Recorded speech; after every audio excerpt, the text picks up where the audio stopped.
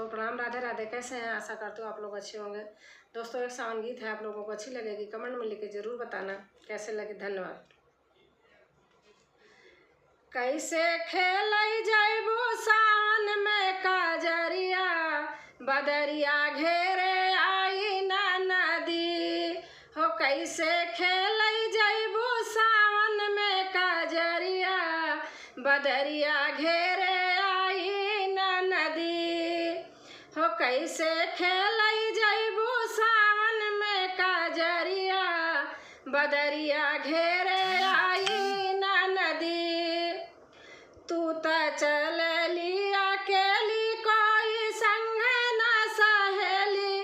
तू त चल लिया अकेली, कोई संग न सहेली।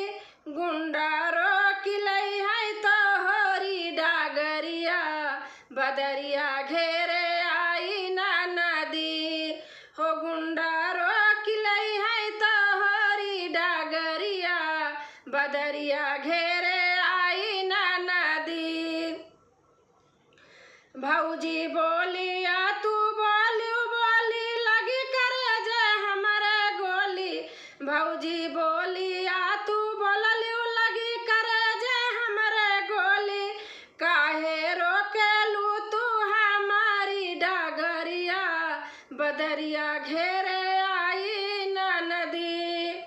काहे रोकेलू तू हमारी डागरिया, बदरिया घेरे आई ना नदी हो। कैसे खेल जाइबू सावन में काजरिया, बदरिया घेरे आयल ना नदी हो। कैसे खेल जाइबू सावन में काजरिया, बदरिया घेरे आयल ना नदी।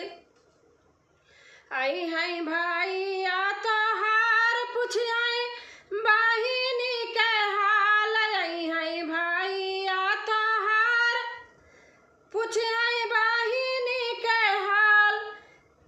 कैसे कहबै उनसे खेल गइलू कचरिया, बदरिया घेरे आई ना नदी हो। कैसे कहबै उनसे खेल गइलू कचरिया, बदरिया घेरे आई ना नदी हो। कैसे खेल जइबै सावन में काजरिया, बदरिया घेरे आई ना नदी हो। कैसे खेल जाबू सावन में काजरिया, बदरिया घेरे